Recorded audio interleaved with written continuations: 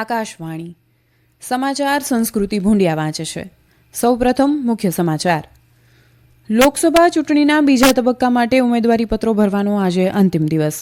ચૂંટણી પંચે વિવિધ રાજ્યો અને કેન્દ્રશાસિત પ્રદેશોના મુખ્ય સચિવો અને પોલીસ વડાઓ સાથે બેઠક યોજી કાયદો અને વ્યવસ્થાની પરિસ્થિતિની સમીક્ષા કરી. લોકસભા ચૂંટણીના પ્રથમ તબક્કા માટેનો પ્રચાર વેગવાન બની રહ્યો છે. વિવિધ રાજકીય પક્ષોના અગ્રણી નેતાઓ ચૂંટણી રેલીઓ યોજી રહ્યા છે. સંરક્ષણ મંત્રાલયે નવી સૈનિક શાળાઓ રાજકીય જોડાણોના આધારે ફાળવવામાં આવી રહી છે તેવા અહેવાલોને પાયાવિહોણા ગણાવ્યા છે. અને આઈપીએલ ક્રિકેટમાં આજે અમદાવાદના નરેન્દ્ર મોદી સ્ટેડિયમમાં ગુજરાત ટાઇટન્સ અને પંજાબ કિંગ્સ વચ્ચે મુકાબલો થશે. સમાચાર વિગતવાર. લોકસભા ચૂંટણીના બીજા તબક્કા માટે ઉમેદવારીપત્રો ભરવાનો આજે છેલ્લો દિવસ છે. આ તબક્કામાં બાહ્ય મણિપુર લોકસભા વિસ્તારની સાથે 12 રાજ્યો અને કેન્દ્ર શાસિત પ્રદેશોની 88 લોકસભા બેઠકો પર ચૂંટણી યોજાશે. બાહ્ય મણિપુર મતવિસ્તારના એક ભાગમાં પ્રથમ તબક્કામાં મતદાન થશે. આ તબક્કામાં કેરળની 20, કર્ણાટકની 14, રાજસ્થાનની 13, ઉત્તર પ્રદેશ અને મહારાષ્ટ્રની 8, મધ્યપ્રદેશની 7, આસામ અને બિહારની 5, પશ્ચિમ બંગાળ અને છત્તીસગઢની 3 બેઠકો પર મતદાન થશે. આ ઉપરાંત ત્રિપુરા અને જમ્મુ કાશ્મીરમાં પણ આ તબક્કામાં મતદાન થશે. બીજા તબક્કાનું મતદાન 26 એપ્રિલે થશે. જમ્મુ કાશ્મીર સિવાયના તમામ રાજ્યો અને કેન્દ્ર શાસિત પ્રદેશોમાં ઉમેદવારી પત્રોની ચકાસણી આવતીકાલે હાથ ધરવામાં આવશે. જમ્મુ કાશ્મીરમાં 6 એપ્રિલે ઉમેદવારી પત્રોની ચકાસણી થશે. રાજસ્થાનમાં લોકસભાની બીજા તબક્કાની ચૂંટણી માટે ઉમેદવારીપત્ર ભરવાનો આજે છેલ્લો દિવસ છે. ભાજપ કોંગ્રેસના ઘણા વરિષ્ઠ નેતાઓએ ગઈકાલે પોતાના ઉમેદવારીપત્ર ભર્યા. ભાજપના વરિષ્ઠ નેતા કોટાના ઉમેદવાર ઓમ બિરલાએ પોતાનું ઉમેદવારીપત્ર ભરતા પહેલા વિશાળ જાહેર સભાને સંબોધન કર્યું. એ સભામાં મુખ્યમંત્રી ભજનલાલ શર્મા ઉપરાંત અનેક વરિષ્ઠ નેતાઓએ સંબોધન કર્યું. કોંગ્રેસના ભીલવાડાના ઉમેદવાર સીપી જોશી, બારમેરના ઉમેદવાર ઉમેદરામ બેનીવાલ તેમજ ઘણા નેતાઓએ ઉમેદવારીપત્ર ભર્યા અને જાહેર સભાનું આયોજન કરી રહ્યા છે. મધ્યપ્રદેશમાં લોકસભા ચૂંટણીના બીજા તબક્કા માટે 7 બેઠકો પર ઉમેદવારીપત્ર ભરવાનો આજે છેલ્લો દિવસ છે. ગઈકાલે બીજા તબક્કા માટે ઉમેદવારીપત્ર ભરવાના ચોથા દિવસે 33 ઉમેદવારોએ 46 ઉમેદવારીપત્રો ભર્યા હતા. અત્યાર સુધીમાં 54 ઉમેદવારોએ 73 ઉમેદવારીપત્રો ભર્યા છે. આવતીકાલે ઉમેદવારીપત્રોની ચકાસણી થશે અને 8મી એપ્રિલ સુધી ઉમેદવારો પોતાના નામ પાછા ખેંચી શકશે. બીજા તબક્કામાં મધ્યપ્રદેશની ટીકમગઢ, દમોહ, ખજુરાહો, સતના, રીવા, હોશંગાબાદ અને બેતુલ લોકસભા બેઠકો પર 26 એપ્રિલે મતદાન થશે.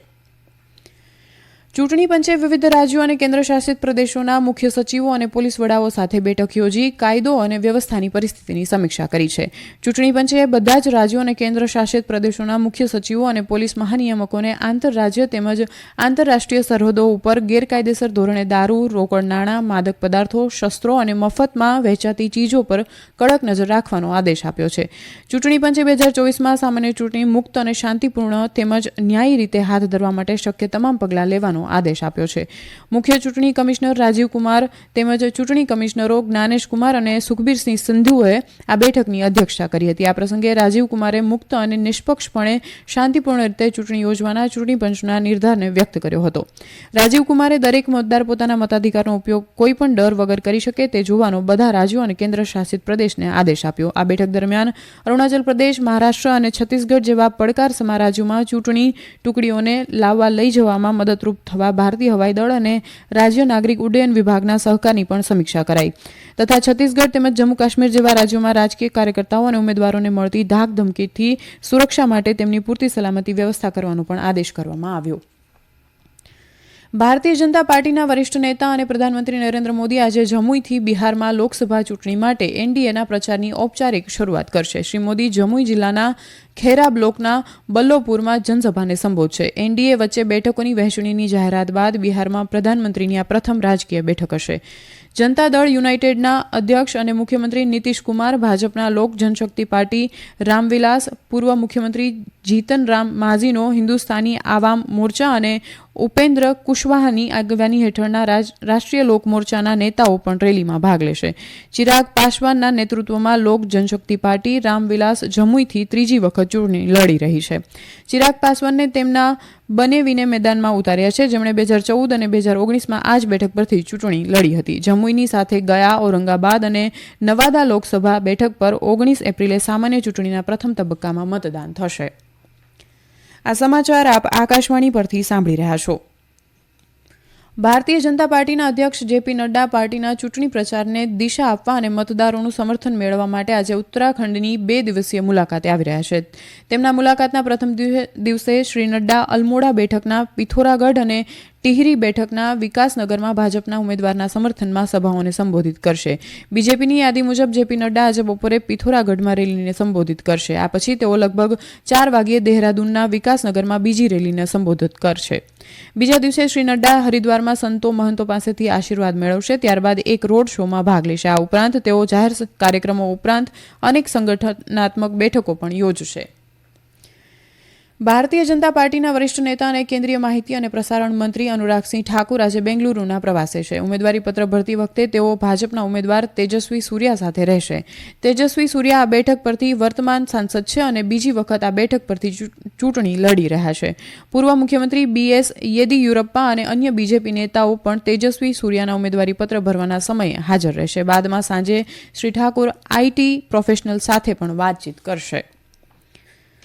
સંરક્ષણ મંત્રાલયે મીડિયા નવી સૈનિક શાળાઓને તેમના રાજકીય અથવા વૈચારિક જોડાણોના આધારે સંસ્થાઓ ફાળવવામાં આવી રહી છે એવા અહેવાલોને ફગાવી દીધા છે. મંત્રાલયે કહ્યું કે આવા આરોપો પાયાવિહોણા છે. તેમાં કહેવામાં આવ્યું છે કે સૈનિક સ્કૂલની સ્થાપના 1960માં સૈનિક સ્કૂલ સોસાયટી હેઠળ કરવામાં આવી હતી. મંત્રાલયે કહ્યું કે હાલની 33 સૈનિક શાળાઓની નોંધપાત્ર સફળતાને ધ્યાનમાં રાખીને દેશમાં વધારાની સૈનિક શાળાઓની સતત માંગ છે.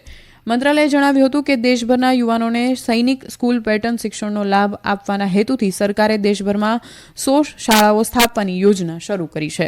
મંત્રાલયે જણાવ્યું હતું કે નવી સૈનિક શાળાઓ માટેની યોજના સારી રીતે વિચારવામાં આવી છે અને તેમાં સખત પસંદગી પ્રક્રિયા છે. લાયક વિદ્યાર્થીઓને નાણાકીય સહાય પૂરી પાડવા માટે સતત પાલન અને મજબૂત પ્રોત્સાહનો સુનિશ્ચિત કરવા માટે તપાસ અને સંતુલન બનાવવામાં આવ્યા છે. મંત્રાલયે કહ્યું કે અરજદાર સંસ્થાની રાજકીય અથવા વૈચારિક જોડાણ અથવા અન્ય કોઈ પસંદગી પ્રક્રિયાને પ્રભાવિત કરતી નથી. IPL ક્રિકેટમાં આજે અમદાવાદના નરેન્દ્ર મોદી સ્ટેડિયમમાં ગુજરાત ટાઇટન્સ અને પંજાબ કિંગ્સ વચ્ચે મુકાબલો થશે. મેચ ભારતીય સમય અનુસાર સાંજે 7:30 વાગ્યે શરૂ થશે. દરમિયાન ગઈકાલે કોલકાતા નાઇટ રાઇડર્સે દિલ્હી કેપિટલ્સને 106 રનથી પરાજય આપ્યો છે. કોલકાતા નાઇટ રાઇડર્સે 20 ઓવરમાં 7 વિકેટે 272 રન બનાવ્યા હતા. 273 રનના લક્ષ્યાંકનો પીછો કરતા દિલ્હીની ટીમ 17 ઓવર અને 2 બોલમાં 166 રન જ બનાવી શકી હતી. કોલકાતા તરફથી સુનિલ નારાયણે 39 અને રઘુવંશીએ 54 રન બનાવ્યા હતા. કોલકાતા તરફથી વૈભવ અરોરા અને વરુણ ચક્રવર્તીએ 3-3 અને મિચેલ સ્ટાર્કે 2 વિકેટ ઝડપી હતી. દિલ્હી તરફથી ઋષભ પંતે 55 અને ટ્રિસ્ટન સ્ટબ્સે 54 રન બનાવ્યા હતા. ટેબલ ટેનિસમાં WTT ફીડર વરસદીન 2024 ટુર્નામેન્ટ આજથી ક્રોએશિયામાં શરૂ થશે. આ સ્પર્ધામાં જાણીતા ભારતીય ખેલાડીઓ સાથિયાન જ્ઞાનશેખરન અને મનિકા બત્રા સહિતના અન્ય ખેલાડીઓ ભાગ લેશે. સાથિયાન સાથે પાયસ જૈન, હરમિત દેસાઈ અને સ્નેહિત સુરવજુલા પુરુષ સિંગલ્સ સ્પર્ધાના પ્રારંભિક રાઉન્ડમાં રમશે. મહિલા સિંગલ્સમાં રીત ટેનિસન અને યશસ્વિની ઘોરપડે પ્રારંભિક રાઉન્ડમાં ભારતનું પ્રતિનિધિત્વ કરશે. મિક્સ ડબલ્સમાં મનિકા બત્રા અને સાથિયાન જ્ઞાનશેખરનની જોડી પ્રી ક્વાર્ટરમાં ભાગ લેશે, જ્યારે પુરુષ ડબલ્સમાં પાયસ જૈન અને હરમિત દેસાઈની જોડી રાઉન્ડ ઓફ 16માં ભાગ લેશે. રાષ્ટ્રપતિ દ્રૌપદી મુર્મુ આજે મુંબઈની મુલાકાત લેશે, જ્યાં તેઓ IIT બોમ્બે ખાતે CAR-T સેલ થેરાપી રાષ્ટ્રને સમર્પિત કરશે. CAR-T સેલ થેરાપી કેન્સરના દર્દીઓની સારવાર માટે વપરાય છે. ભારતમાં IIT Bombay incubated company immuno adoptive cell therapy દ્વારા વિકસાવવામાં આવી છે. આ ઉપચાર IIT બોમ્બે અને ટાટા મેમોરિયલ સેન્ટર TMC વચ્ચેના સંયુક્ત પ્રયાસથી વિકસાવવામાં આવ્યો છે.